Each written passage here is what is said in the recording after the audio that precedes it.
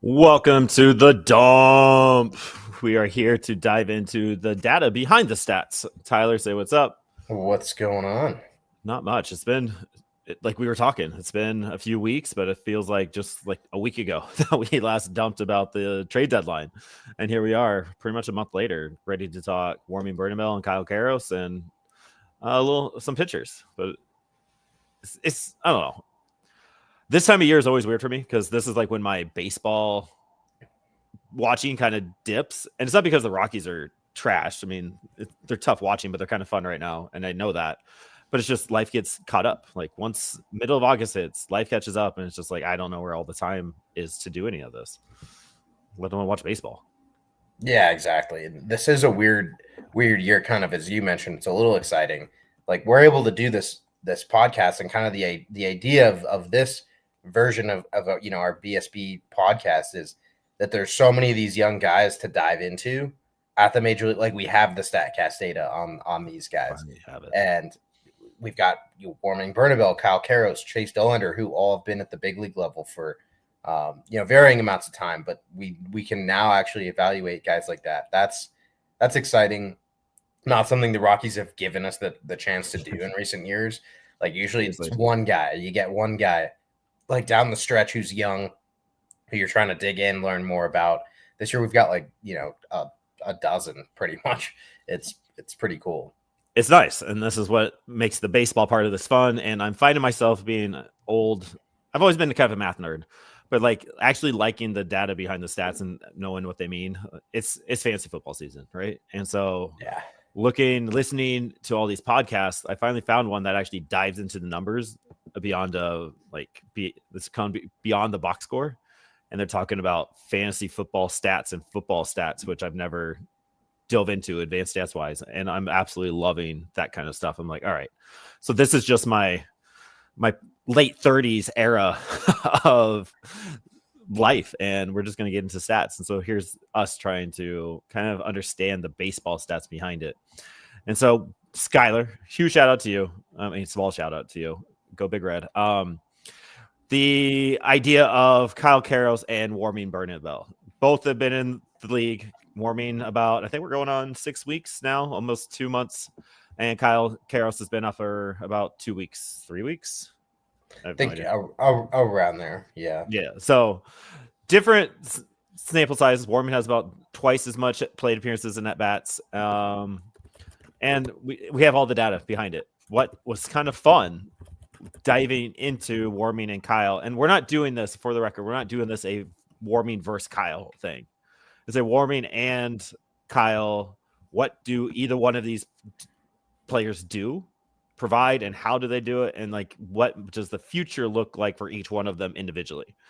I don't know if either one of us is the savior for the Colorado Rockies. I don't know if we should be too excited about either one of them, but that's what the stats are, and that's what we're going to provide you with, and you kind of decide what you want to do. Skylar, I have no idea what ADOT means. I'm still learning the acronyms. Yeah, he still hasn't learned, Skylar. So he'll get there. Average downs on touchdowns. But go Topes. Yes. And Sean, I love where the chat's going. Always makes it a little bit more fun. Go Topes, and go Tope by 100%. I mean, go Braden Ward. I think he's on a tear. He has been on quite a bit on base streak. I would love to look it up, but my computer's being super sketchy when I open up a new tab. But Braden Ward, we posted it a few weeks ago. Like, he is a name to watch out for, maybe a late September call up, just because it could be fun. I don't know. So anyway, back to the pod. Warren Bernabel and Kyle Karros. We know they're both two different profiles, but they still kind of have the same traditional numbers, so to speak. Warming's slugging is much higher than Kyle Karros's, but then you look at Kyle Karros's OBP, and it is much higher than Warming Bernabel's. Warming Bernabel's OBP is something of a concern. But I think I just want to dive into Warming Bernabel first, and then we'll talk about Kyle Karros, then we'll kind of put it all together. I mean, have you been surprised about Warming, just how good he's been? Because neither one of us are big Warming guys. We've never been hot on Warming, so to speak. But he's been holding his own. Now that we've, like, if you asked me last week, especially 2 weeks ago, I would have been surprised. But now Now I am not surprised. Like this is warming Bernabel. He's a super high contact guy that's going to get you some of those hot streaks. That's what we got when he got, up to the big leagues. But he's kind of come back to earth. We're now seeing, I think, who warming Bernabel. I mean, the total, but having the hot streak and having the cold streak, that's who warming Bernabel is. Right now, OPS has dipped down to 739, and we'll get into some of the kind of the bigger picture stats. Those have all kind of tinkered down and leveled out to fit that. Now I'm no longer surprised. I think maybe the surprise that I think he could be a viable big leaguer. I really didn't think that a couple months ago. I thought, maybe this is a guy who's getting called up because Michael Tolia is just playing at a level you can't really keep him at the big league level. And warming Bernabel is that next guy. But now I do think Bernabel could be a big league player. Couple of those kind of outlier traits that we're going to talk about on the contact side of things. Like he's going to make a lot more contact than basically any Rockies player right now besides Tyler Freeman. So that's going to play. Actually, I guess the 15% strikeout rate right now, that is a little bit of a surprise. I think it could have been even. I would have expected maybe a little higher playing against major league pitching. But yeah, he is holding his own. You coined that. That's for sure. And what's surprising with the 15% strikeout rate is he's swinging at nearly 60% of the pitches he's seen, which is way above league average. I think league average is like 51 or 52% swinging percentage. He just doesn't miss when he's swinging. So I think he's having two different kinds of swings. He is just, I'm going to slow down my swing. I'm going to make contact. I can visually see that when I've watched him in the minors and in the pros. But he's not missing. His 19% whiff rate is compared to the league average of 25%, which is just insane.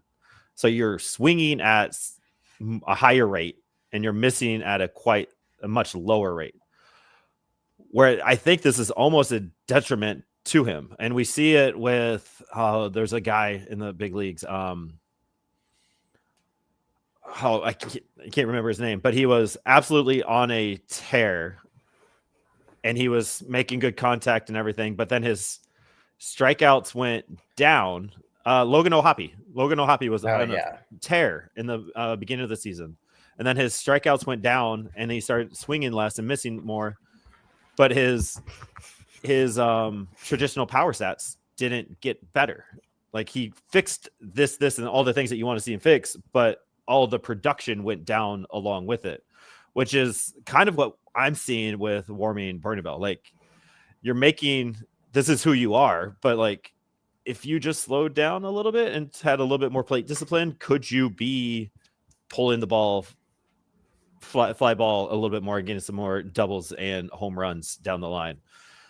I don't know. Just the amount of swings I think is a detriment to him. However, him having that ability inside a Colorado Rockies swing and miss lineup is super nice to have.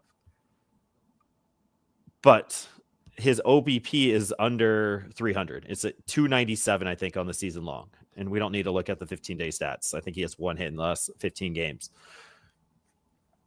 I don't know. Like, this is where I always start getting myself caught up, where I don't know where I want to go with this. But, like, the zone contact percentage is 87.5%. Pretty solid. He's making all the contact, but the contact is weak. And it's not turning into productive at-bats, so to speak. This one I thought was really interesting. Thank you to Pitcher Plus for this. 27.5% of the balls hit above 95 mile per hour. So that's lower third in the league. So he's hitting the ball, but not with any kind of power, which is now showing up with where he is in this little 2-week slump that he's in. Yeah, I mean, I couldn't agree more. Just swinging too much. You have to basically be Luis Arraez, Jacob Wilson, for a super high swing profile to work well. And Bernabel, yeah, the contact ability is above average, but the power is fringy. Like the actual power metrics are fringy. We saw 4 early home runs. I don't think that's who warming Bernabel is going to be. He's more of like a 15 home run guy. He hit 4 in a month. That probably translates to like a 25 homer pace. So he's not quite that guy. And you're swinging way too, like the 40% chase rate right now. That is, I wish I pulled up where that would rank league wide before this. I would wager that's in the top 5, top 10.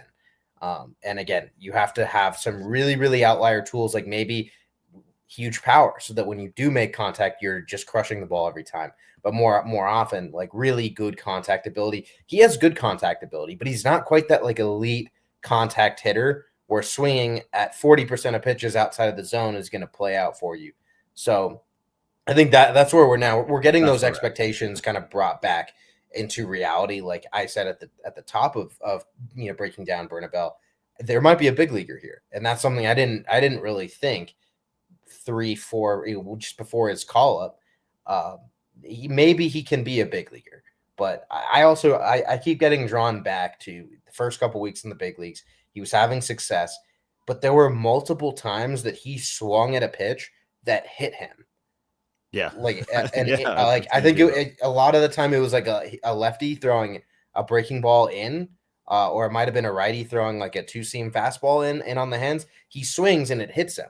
And, normally you get to go take first base. There's your on base percentage boost, but that just continued the at bat. So I think that encapsulates Bernabel very, very well. A guy who is going to swing several times a year at pitches that hit him.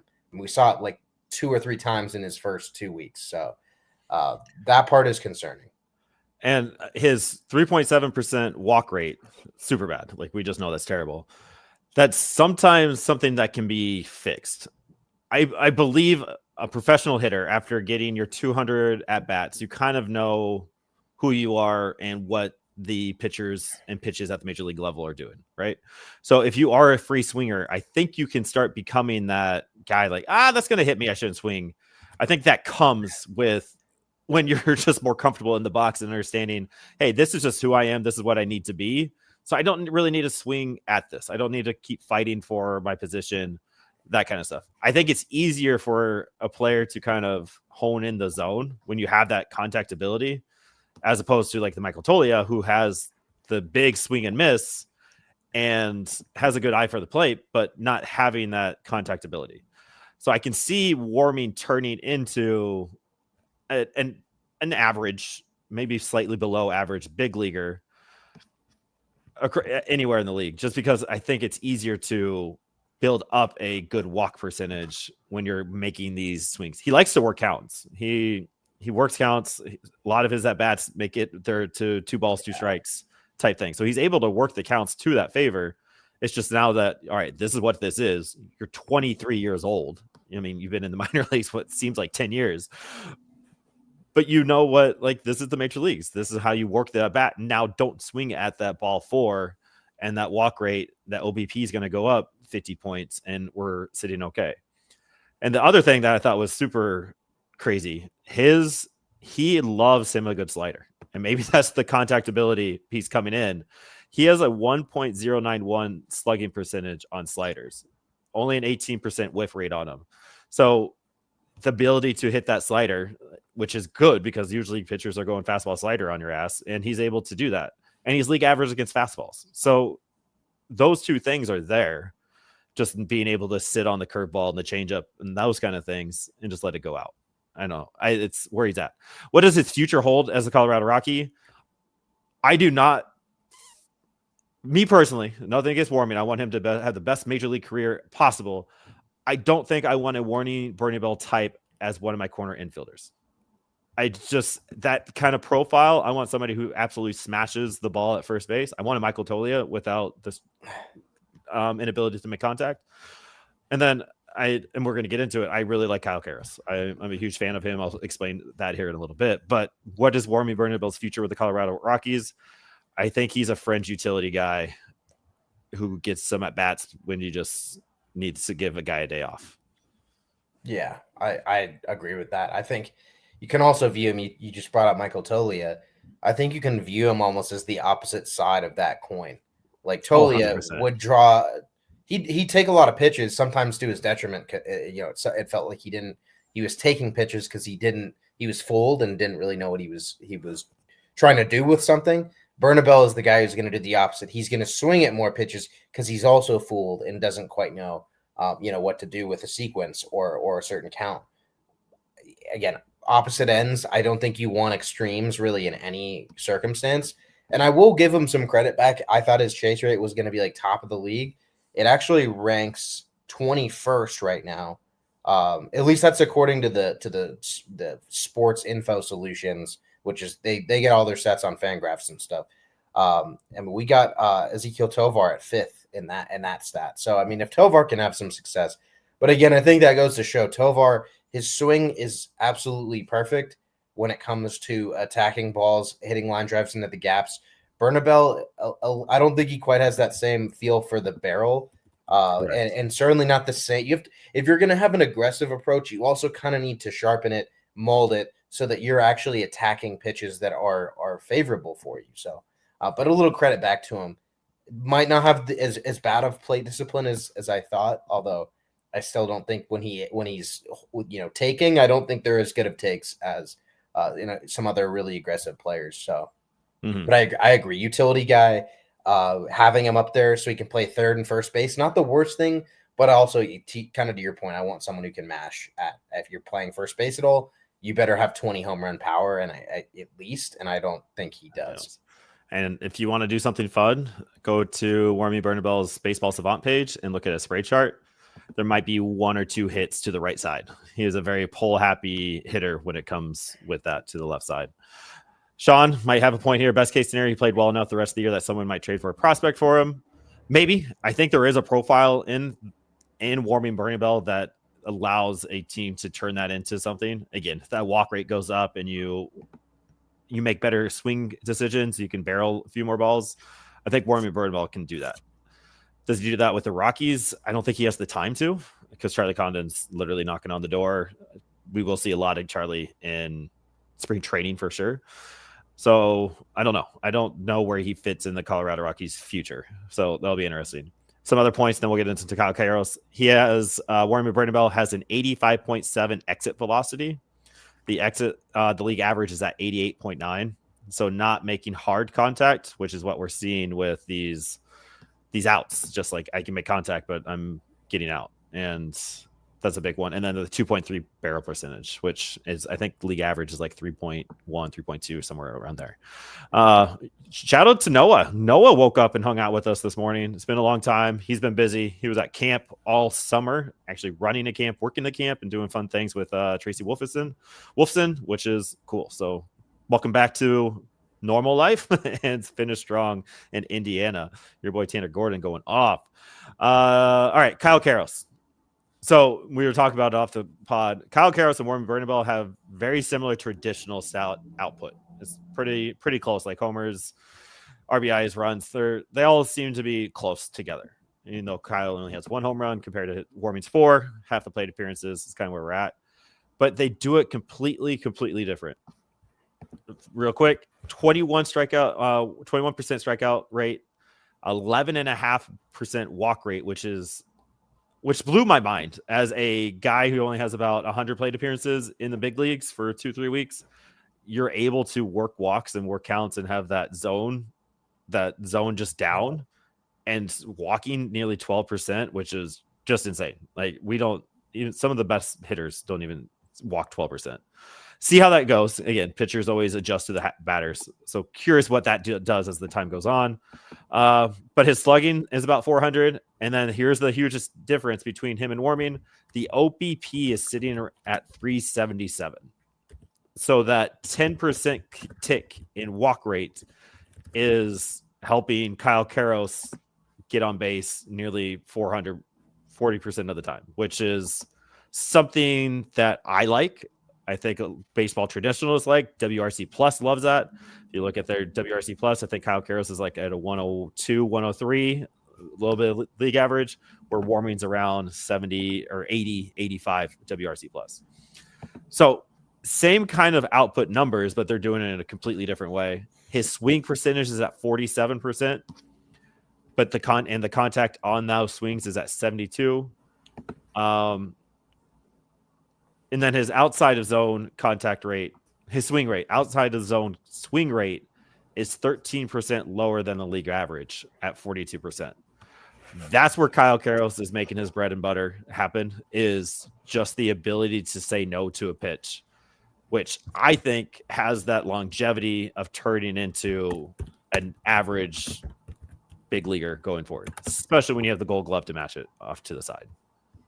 Yeah, I think that kind of hits at the overall point there. Is he definitely has some of those tools that can take you to being an average MLB player. The most important being plate discipline. Like you could be kind of terrible everywhere else, but if your plate discipline is good, you'll always sort of have a sturdy floor. I mean, you got to be able to make some contact, but he does that. Like his contact rate it's a little bit below average. I've been surprised to see it settle in there. His whiff rate right now is sitting at 27.8%. That's like 30th percentile. I think some of that's being dragged down though by a really 41.2% chase contact rate. So that's outlier. Like most guys are making contact on pitches out of the zone like 50 to 60%. I mean, really good players might even be at like 70% on pitches out of the zone. Karros is at 41, so I think that's currently outlier. That'll level out. His zone contact rate of 85.2 is, I mean, that's solid. That's not far off where Bernabel is. Bernabel is obviously sacrificing some plate discipline just to focus more on getting the bat on the ball than even really recognizing the pitch. So Karros seeing that good zone contact rate. The one thing that I'll spin is something I'm a little bit concerned about is the power. Yep. He has a big frame.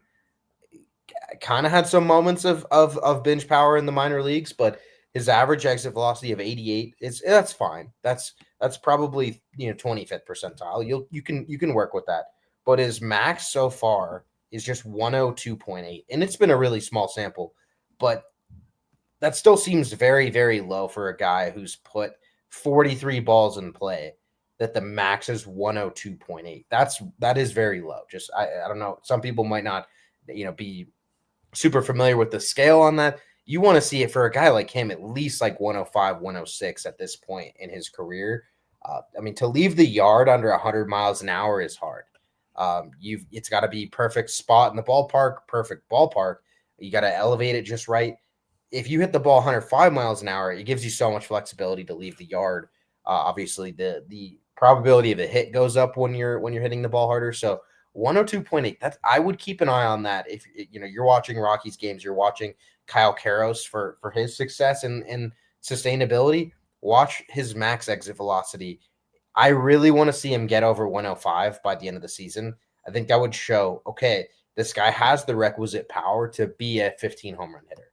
Because right now, I think that's sort of where the standard for him, the expectation is going, is can he just be like a 15 home run guy? He's going to get on base. He'll be like a 340 on base percentage, kind of in all likelihood in that range. 15 home runs would be what makes him more of that good to average regular player. How do players gain exit velocity? I mean, I think most kind of typically, and what needs in the case of just trying to watch his max exit velocity rise, I think the sample size is the biggest thing. Like he does need more time. Yeah. He needs more batted balls. Otherwise, I think that really comes down to familiarity with big league pitching. You're trying to get better swings off, and that comes from guessing correctly. It seems like he does. He's doing a good. His plate presence is good. Obviously, that goes to the plate discipline, to the walk rate. Like he's seeing pitches well. It doesn't seem like he's gotten a ton of A swings off. It seems like a lot of his hits are he's deep in a count.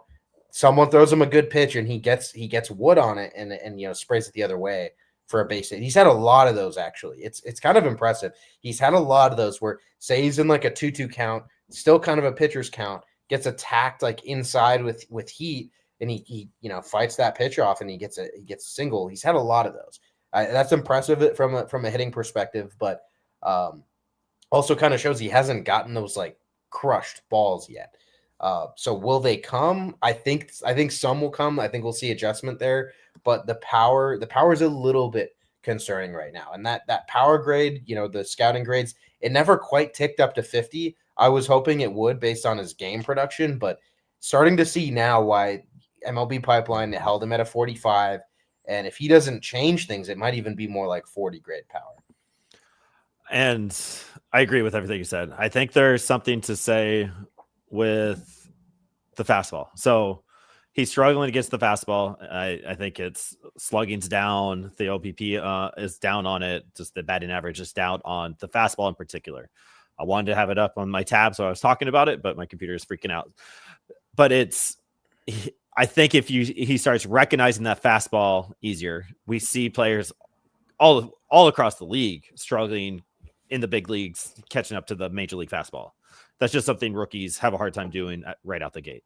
So I think as Kyle Karros gets more plate appearances and is able to recognize the fastballs and see those fastballs, I think the exit velocity goes up with that. I think he starts crushing the fastballs a little bit better. And I think that's where we see the uptick in the power come into play. The easiest way to get exit velocity, I think, is hit the fastballs.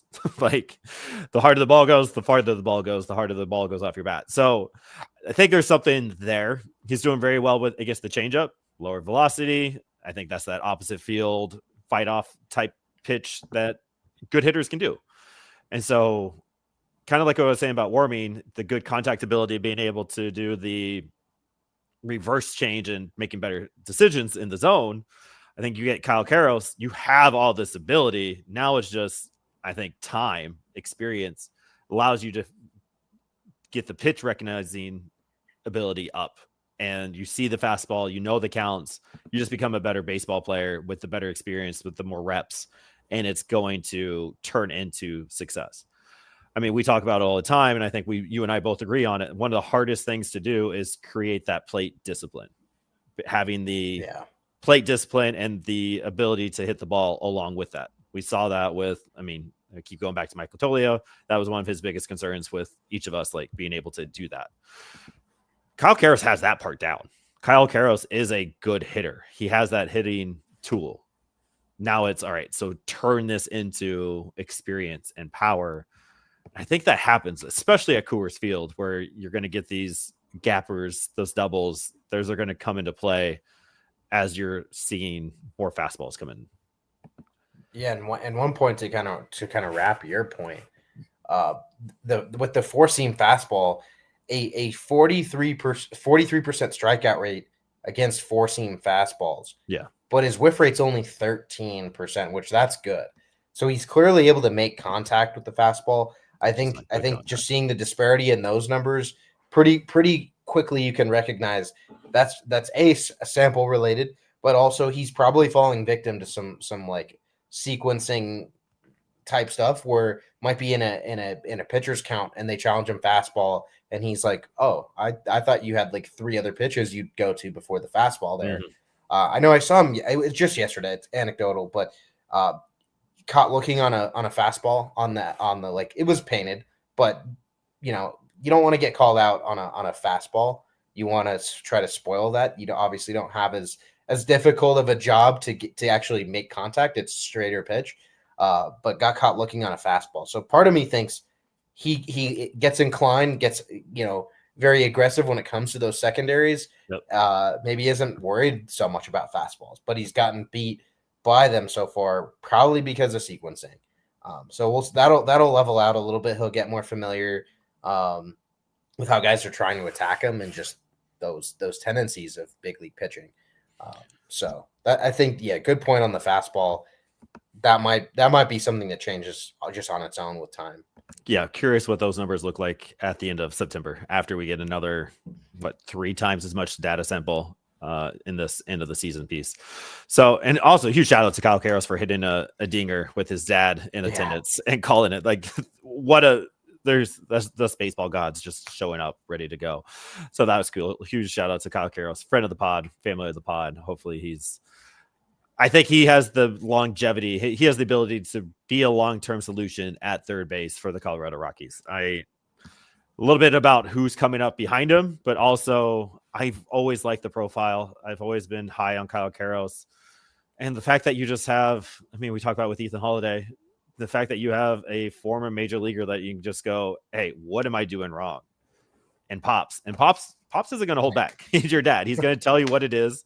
And I'm sure that, Kyle told us they have that kind of relationship Like if he needs something, he can talk to Papa Karros, and that will happen. And I think that's just such just another I don't know, another tool in the toolbox that not all players have, where the fact that Kyle has that ready to go, I think is huge. So, and I think his glove is going to play at the major league level as well. So longevity wise, I'm kind of giving the nod to Kyle Karros. I think they're both going to be, I think Kyle Karros is the starting third baseman come out of spring training next year. I think he's opening day at third. And then Warmy Bernabel is fighting for a spot. But just really curious what Warmy does with the patience at the plate. I want that OBP to get up around 320. That'd be cool. 330. And then Kyle Karros's slugging percentage getting up to 450, 400 would be kind of nice to see to end this September. We've seen Chase Dollander back. The Doe himself is back, looking gruffy. Him and I have very similar beards. He has better hair. He's younger than I am, though, so it's not fair. We're seeing him back. He looked good stat line wise against the Astros. Yeah. I think he was against the Astros, which is no slouch. I think he went a solid 5 innings, 6 innings against them. A few strikeouts. But he also got shelled a few times and before that, since his call up. What are we seeing with Chase? I know the command is an issue. I think he was pulled in the 5th after like 95 pitches, which has always been one of our concerns for him, with more balls than strikes. This is me just kind of trying to recall what I saw. But you're the one that is diving into Chase. What are we seeing with Chase so far since his recent call up? Was it 5 starts since he's been called back up? 4 starts. all here in August. Okay. Called back up August 11th. And unfortunately with him, it really is just the tale of two pitchers, home and away. He's one of those guys. I think we were all hoping like he wouldn't fall victim to Coors Field type stuff as much. Like you got really good stuff. Generally had solid command. He can definitely control the baseball. Like when he wants to be in the zone, he can be in the zone. But he might not be as precise, and I think that's why we're seeing him nibble a little bit. But he is falling victim to Coors Field, and the biggest reason it comes down to his fastball, which fastball coming up was his best pitch. It was the reason that he was a top prospect, the reason he got to the big leagues. It was overpowering in the minor leagues. Gets to the big leagues, gets to Coors Field, and it simply does not have the same movement on it. You see, like I was actually at his start against the Dodgers, and it's kind of cool at Coors Field. They've got one of the boards. It puts up some of the pitching metrics on it. It gives you the IVB on the fastball, gives you the horizontal break. You are in your happy place. Yeah, you're like, let's go. Yeah, I was sitting there with a buddy who I didn't know that. Probably knows even more about like your pitching stats than I do. And we're just sitting there, and basically every pitch, it's like look to that board. Oh, that's not like there was a 4-seam fastball that had 9 IVB on it for Chase Dollander. I didn't know you could get a 4-seam fastball with that low of the induced vertical break on it. Part of that is Coors Field. Also, right. His spin axis is a little bit more like what this is like 1 o'clock versus a lot of pitchers are trying to get closer to 12. Mm-hmm. So if you want that backspin going straight back, because that's gonna get the ball to fight gravity, to rise up. That's how you get the 18 IVB, the 20 IVB. When you're spinning more like 1 o'clock, you're getting a little bit of run. We see that with this fastball. You're getting a lot less carry, and that's something that makes the pitch easier to see. And it's playing down at Coors Field, because when you have 9, really sitting like 10 to 13 is his IVB range at Coors Field. That's well below average for a guy with a pretty standard arm slot. Like he has a lower slot, but it's like there's a lot of guys with a similar arm slot.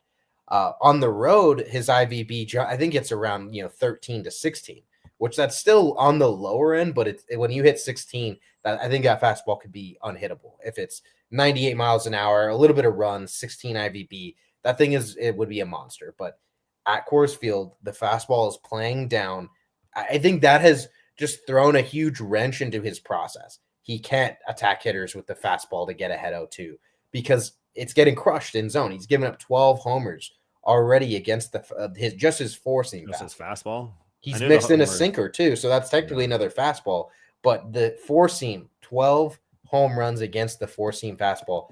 I think that's a ripple effect through the entire approach to pitching, because this is the first time in his career that the four seam fastball is not just a buzz saw. And part of that is course field. And that's something that there's no, we like to try and kind of provide the, like, what's next here. I don't know what is truly next with that. That is an obstacle that is going to be difficult for the Rockies and for Chase to overcome. And that's always been the concern for Colorado Rockies pitchers, right? Like, it's always been, how does the fastball have weight at Coors? Yeah. I think that's why we saw it with Herman, right? His fastball, fantastic. It was just 97, 98 when it's great, and he was able to work with that. I'm curious. I don't know if we're able to pull it up.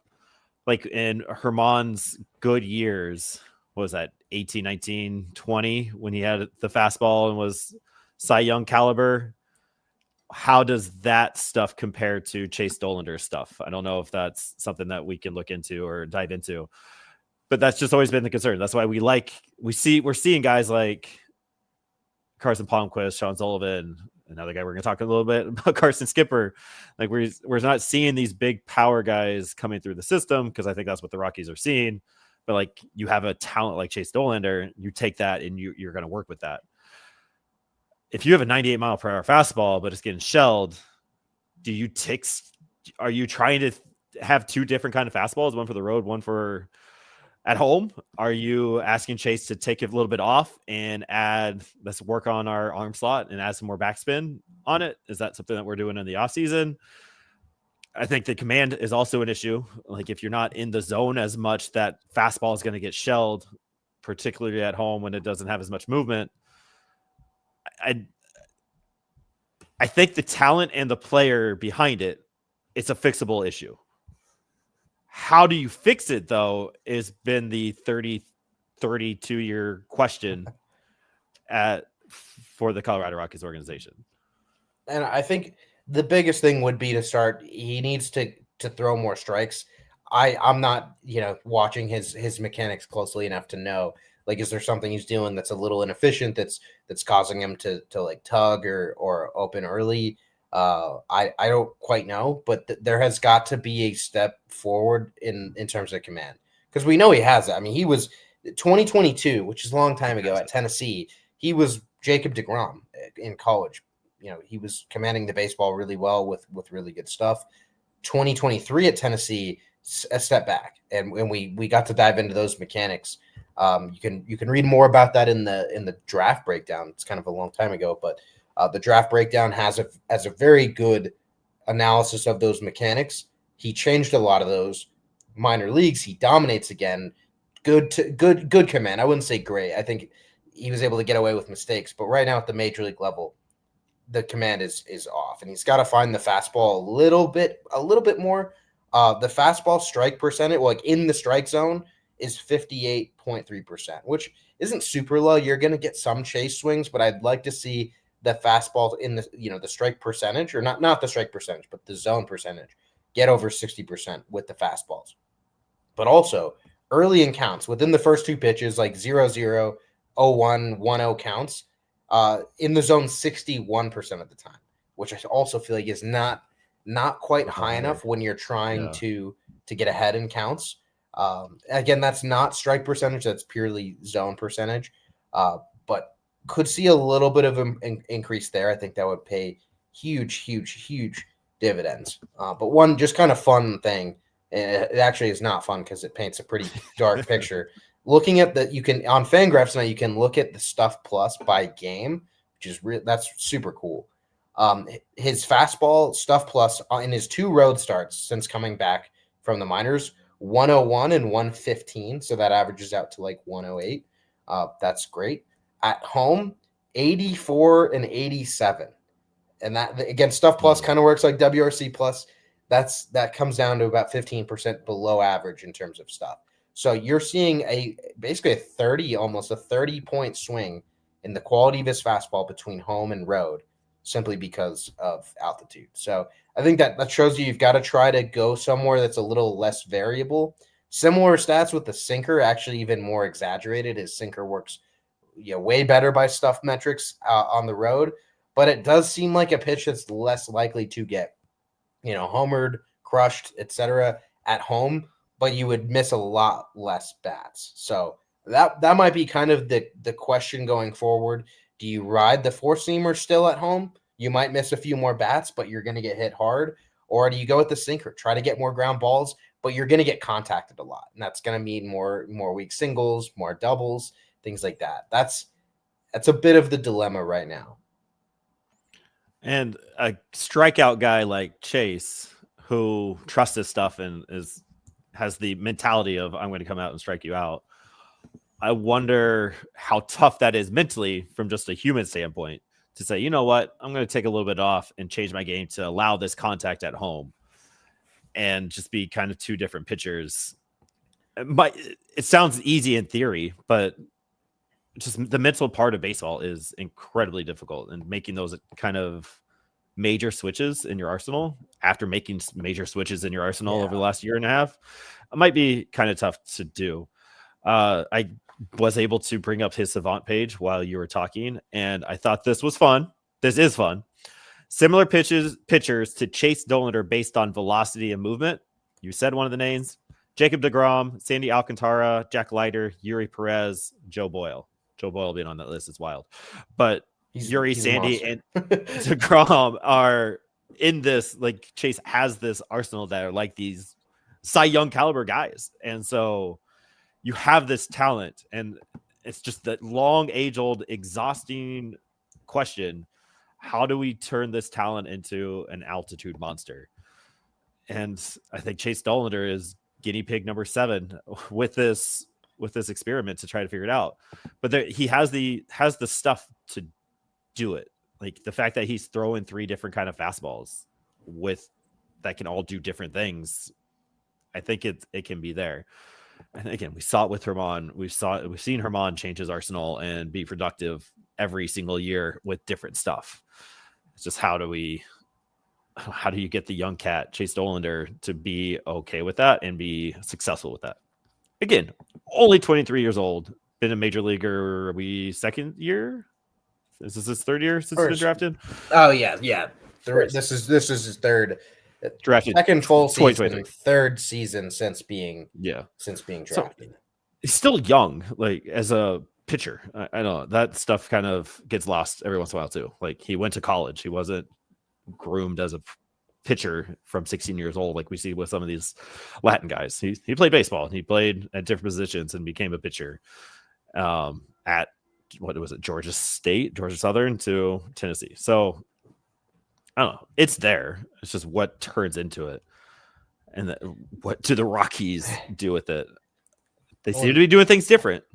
Just how much different can we be with Chase Dollander going forward? Well, and my spin on it, actually, I would say pun intended, is to kind of break the notions of Coors Field, because I think Chase Dollander is a very good piece of evidence to say Coors Field is not what we've always thought. We're like, oh, you got to just pound the fastball, don't throw your curveball, things like that. I think we're seeing the opposite. His fastball goes from being a plus pitch on the road to a below average pitch at home, and that's a crazy stark difference. The secondary stuff works well either way. His cutter, the stuff plus, has been basically the exact same at home as it is on the road. Curveball still, in the upper 120s for stuff plus. It can touch 140 out on the road. That's pretty insane. But cutter, curveball, both elite stuff wise, regardless of ballpark. Both pitchers have been good this year.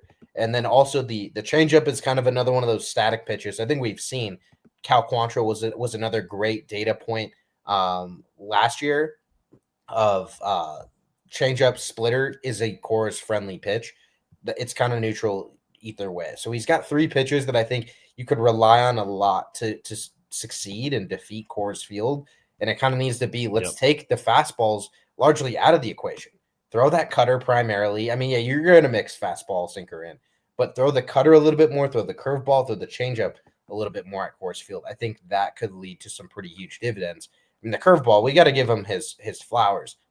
Elite pitch. 122 stuff plus total, 201 weighted on base average WOBA, I mean, the average WOBA in Major League Baseball is like 300. So when you're at 201, that thing is elite. And the cutter's promising. I mean, that's basically his slider revamped a little bit. Like he used to be a big slider guy. Now he's a cutter guy. I really like that pitch as well. So I'd like to see those two pitches be featured a little bit more prominently, especially at home. But like we've seen, this guy can be a monster out on the road. It's unfortunate the fastball gets swayed so much between two different environments. Yeah. We just got to phone it. How can we turn Chase Dollander into two different types of pitchers? Is kind of where we're coming, and he has the arsenal to do it. And all right, let's end it with one of our minor leaguers who just creeping up the boards. He's never been one that you nor I or have been high on. I think Isaac has been high on this guy quite a bit, but Carson Skipper, I believe he is with the Isotopes right now, right? And his arsenal is not Chase Dollander's, completely 100% different than Chase Dollander's, but he's still getting good overall numbers. A 146 ERA in AAA, 253 on the year, 61 strikeouts and 57 innings pitched, and a nice little ground ball rate of 31%. I don't know if that's nice, actually.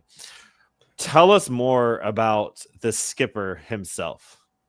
Yeah, I mean, I do. I love the name that we always call managers skippers, but now he is like actually the skipper, and he's weird. He's really weird. I almost wish that he's basically the opposite though. Think about like skipping a rock. You're going from a sidearm. He's the opposite. He is an over the top guy, throwing from a 7-foot release height. Like he's like 6'1", right? Yeah, that is ridiculous because he's about 6'1". I mean, that's probably like throwing from like this angle, like all the way. You can't really do it on the podcast, but most guys are throwing from like roughly their head level, maybe a couple inches above their head, like where their hand is at release. A lot of guys below their head. He's at 7 feet. He's basically adding a foot to his height at the release point of his fastball. That's nuts. And it creates this super steep downhill action that guys just don't like. And why would you? That it is kind of the Trevor Rogers equivalent. Or no, it's Tyler Rogers is the submarine guy. It is the opposite of that. I mean, it's not going to be as effective as that because it's a lot harder to scrape your fingers on the ground basically every time you pitch. But Carson Skipper is coming from a super, super, super high slot. Might be one of the higher slots in the big leagues when he gets there. The fastball sits 86 miles per hour, but a 248 WOBA against it so far in AAA. I mean, again, talking about the Chase Dollander 201 on the curveball, 248, especially against the fastball, is super good. Like 300 would be good on a fastball. 248 is really, really good. It's not missing bats, but again, that is a pitch that guys are just not going to like seeing. It's going to be a ton of weak contact pitches on the ground. Especially for a fastball, I think it'll be a lot of weak contact on the ground. But he's going to control the baseball too. That's really what he's all about. But the splitter is what has me most excited. Kind of think it. I mean, there are some Dugan Darnell vibes here because Darnell high arm slot, and he's going to run a fastball and a splitter really hard at you. Skipper doesn't have the same velocity, but it's similar higher arm slot. I mean, Skipper, again, outlier arm slot. And he's throwing that steep fastball in the steep splitter. The splitter is a 52% whiff rate against AAA hitters so far this season. 201 WOBA, same as Chase Dollander's curveball. I think that can be a plus major league pitch because of how steep it's going to basically be a breaking ball that works to the arm side instead of working to the glove side out of his hand. That will be a little bit unique at the big league level. Pair of breaking balls that are getting hit hard, but they're also missing bats. So it's a fun, unique profile for a left-handed reliever. I'm excited to hopefully see him at Coors. Do you think we do see him at Coors? It's tough. I think there's going to be a little bit of that cycle. I mean, we're seeing Austin Gomber released, Antonio Sensatella to the bullpen. I think we're going to start to see more guys pushed out. But I will say we saw Lucas Gilbreth added to the 40-man roster, optioned like 2 days later. That's that left-handed guy. Kind of seems like he's a placeholder for now, Gilbreth. But if they were going to add a left-handed pitcher, they passed up on Skipper. Regardless of what the plan is for Gilbreth, they passed up on Skipper. They didn't give him that opportunity yet. We'll see what happens with some other guys in the mix. Are there injuries? Do they shut guys down later in the season? I really want to see him though. You've got to try him out. Is really what it's all about. You've never seen a pitcher like Carson Skipper at Coors Field, so give him the try. See if you get good results at Coors Field within your system, your prep process. You're not gonna find guys with a 7-foot fastball release height attacking downhill at Coors Field. Like, please try that. Yeah, I mean, as Isaac, welcome to the pod, Isaac. His arm angle is like 67 degrees, would be the highest in the major leagues. 2 other pitchers have an arm angle above 60 degrees. Just, you don't, like you said, you don't see a pitcher like that. And I don't know, there's got to be kind of a little mind twist for hitters with a big over the top. I'm in the box thinking that's going to be coming at me real fast. But here it is at 86 miles per hour. I'm sure with a little bit of movement, and then you got the splitter to go match along with it. I don't know. I agree. Let's see what we have and try it out. And it's just a fun name. The numbers, I think, when people see these numbers at the AAA level, they're going, he's good. He's going to be great. And then when he comes up to the majors, it's not going to be anything that you think he's going to be. So being prepared for that Carson Skipper experience in purple, it's going to be important just to kind of settle into what that is. I think we also need to have that conversation about Sean Sullivan when he's called up. We had that conversation about Carson Palmquist. Just what we see at the minor leagues and these numbers might not be what you're expecting from a visual standpoint, so to speak, when they get to the major leagues. I just preparing people for that. Yeah, people see 8s on a fastball, and rightfully so. You might see 8s on a fastball, and you're like, get this guy out of here. I don't want to see an 89 mile an hour fastball. Sorry, Austin Gomber. Exactly. That's a case in point. So, but his fastball would be very unique. It is worth giving a try. It's kind of like a Sean Sullivan outlier. Try out the outliers, because then you can try to find players that are a little bit more similar to them. You're never going to recreate what Carson Skipper's doing, to Isaac's point, getting that arm angle, but you can find similar types of players if you get success. Just do it, because you're losing absolutely nothing this year. That is our dump today. Thank you for hanging out. Share it with all the people. If you have not been checking out BlakeStreetBanter.com, please do so. Tyler and Isaac and Lewis and Eli have been just doing work on the Rockies top 40, according to top 50 according to BSB. We just released 40 through 50 the other day in the honorable mentions. So look out for all of those coming up in the near future. The graphics are on the Instagram as well. Huge shout out to Lewis for that. So we're still pumping out the content, even though we might not be as active on the socials as we like to be. Understand we are all busy. We all have our own lives going on. This time of year is always tough for all of us. So we're still having fun with it. Still continue to interact with us, and tell your mama about us. We're her favorite pod. She just doesn't know it yet. Anything else for the good of the cause, Tyler? Hopefully September's fun. We're 2 days away. September call-ups. Let's make it happen. Let's make it happen. Go Rocks. Woo!